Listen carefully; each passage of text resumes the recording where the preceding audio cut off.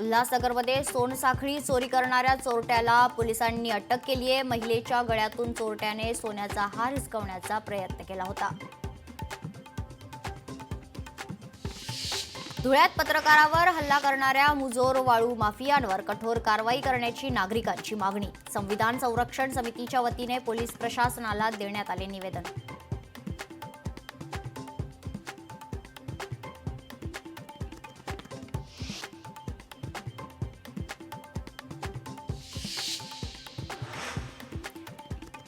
धुळे शहरात खरं तर जिल्हा परिषद सदस्यांचा निरोप समारंभ संपन्न झालाय। 5 वर्षांचा कार्यकाळ पूर्ण झाल्याने सदस्यांच्या निरोप समारंभाचं आयोजन करण्यात आलं होतं।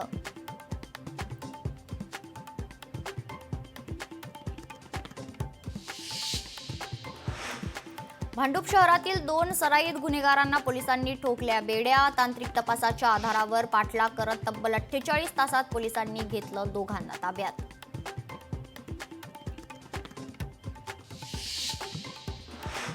हिंगोलीत शक्तीपीठ महामार्गाला शेतकऱ्यांचा विरोध। 13 गावांमधून शक्तीपीठ महामार्ग जाणार असल्याने शेतकऱ्यांचं नुकसान।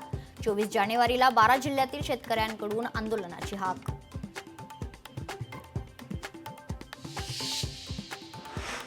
परभणी ते मुंबई लॉंग मार्चला सुरुवात। सूर्यवंशी विजय वाकोडेंच्या कुटुंबाला न्याय देण्याची नागरिकांची मागणी।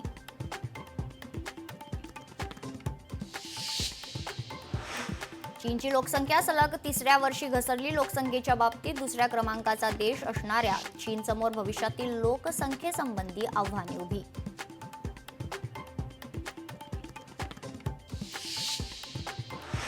पोलीस स्थापना दिनानिमित्त जळगावमध्ये शस्त्र प्रदर्शनाचं आयोजन। यावेळी शस्त्र प्रदर्शन पाहण्यासाठी विद्यार्थ्यांची मोठी गर्दी।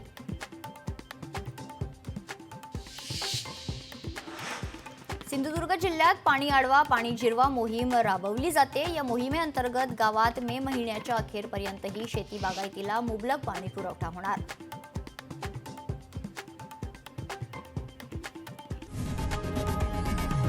लोकशाही मराठी ऐका, पहा, जागरूक रहा।